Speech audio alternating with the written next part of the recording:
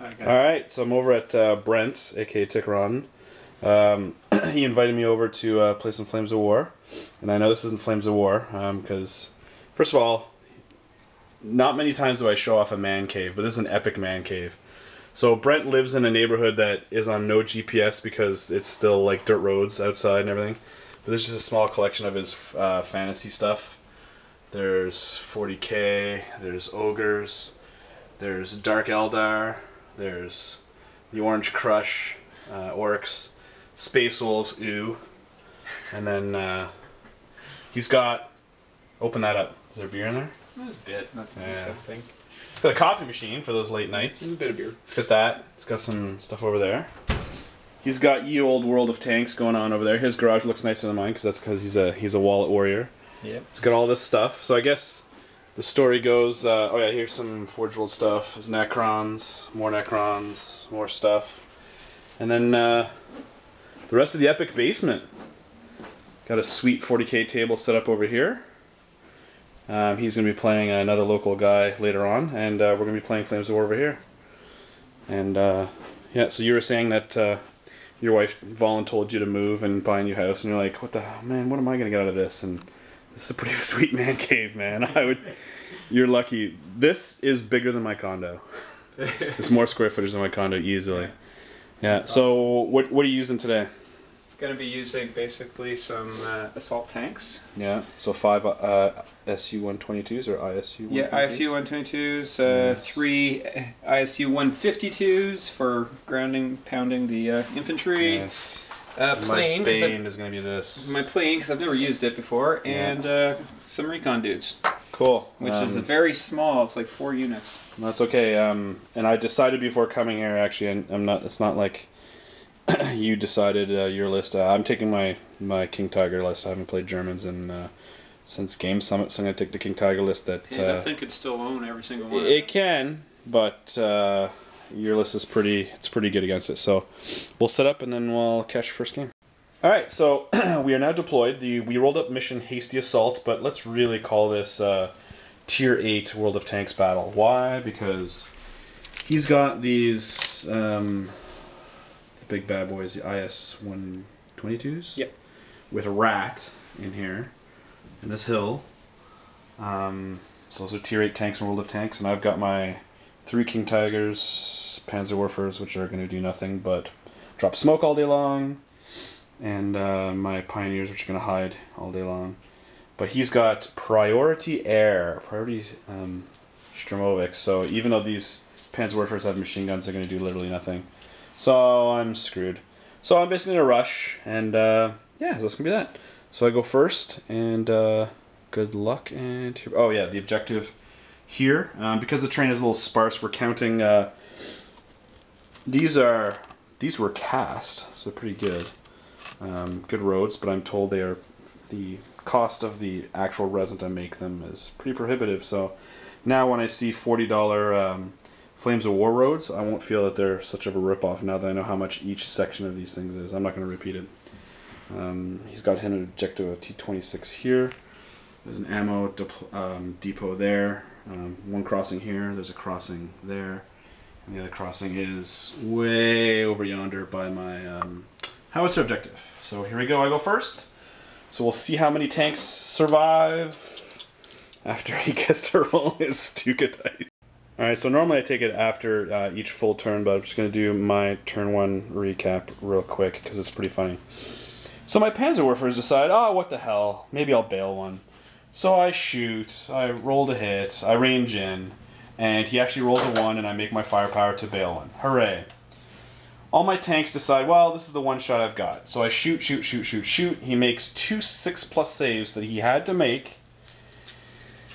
And I couldn't destroy any of them. No, 1 6+ save. 1 6+. Oh yeah, that's right. And the other one, I just bailed. So I whiffed completely. And then I was like, here we come. Here come the aircraft. It's World of Planes meets World of Tanks. So he has Priority Air and rolled that. So 7 dice, not a single one is a 5. So there you go. Your play, Brent. So I want all you mathematicians out there to calculate me the odds of, on turn 1, not rolling a single 5 on 7 dice for aircraft. Right, Brett? Mm-hmm. And then to follow that up with not rolling a single 5 on the next 6 dice. You sure these has 5s and 6s? No, he did because he was rolling the 5s. Yeah, you should be rolling your guards dice for these. I don't know why your guards dice have been rolling nothing but 6s. Yeah, exactly. So this is still my half of turn 2. I just had to film that frustration level. I was able to pop 2 of his Bale tanks. He bogged down 3 of 6 trying to back out. He's like, oh, it's okay, they move 8. And I'm like, well, no, it's a hill, it's slow going, and you're slow tank, so it's only 4. So there you go. So your scattered reserves come in next turn. Maybe on a 5, so see if these guys get back in.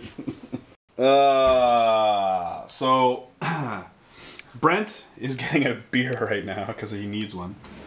He did get an aircraft, so there it is. So he wisely puts it right here. Raised it automatically. Rolls double ones to hit my Bird Panther and my commander, so that's a fail. And then over here, he successfully got his 2 out of 5 tanks and rat out of the woods. And he took a pot shot. This bunker, what's the name of that map? The Siegfried line on World of Tanks. I always use these bunkers as cover against artillery, actually. And so he placed his guy exactly perfectly well, so I couldn't see him through there. So that was good placement. I thought I had the shot, and I didn't move and everything. So there you go. So good placement there. He took a pot shot at my infantry, which I made my 3+ save. So there we go. It's gonna be my turn 4, and yeah, we don't have time for a second game. All right, the end of turn 4. What did I do? I moved. This tank didn't bog down. Like, again, we counted these as hedges crossing here, so he didn't bog down. Of course, the one tank that has the Bird Panther chose to use the crossing, so he was over here. I realized, and he had kind of a cunning smile when he rolled his reserves and got them in, that because it's scatter reserves, he could have put them here, 16 inches on this side here, and then driven up here and then taken rear armor shots, but unfortunately he rolled a 3-4, so he had to go in over there. Besides which, as much fun as taking that out would be, I would have won the game potentially next turn, because I'm getting close over here. So he placed these tanks over here. They can't hurt the front. Rat and his crew over there failed to hit / penetrate, and over here I just double timed up with the Tiger 2.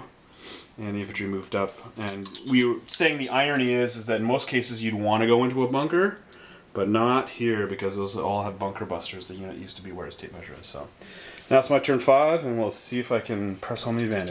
All right, so at the end of turn 6, over here, he had machine gunned my guys. I lost 2 actually. I was just about to be below half, and then my King Tiger assaulted his guys, forced them back. And on his turn, he didn't unpin, despite being fearless. So I was going to win this objective no matter what. However, in a last gasp of awesome, his plane tried to take out my command element, which is now here.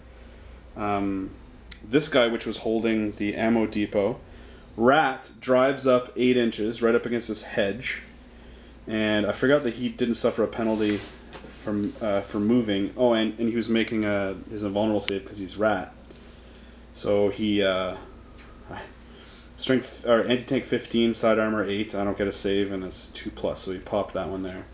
But unfortunately for Brett, I claim it over here. So it's gonna be a 5-2. So I usually go through this, Brett. What would you do to change your army?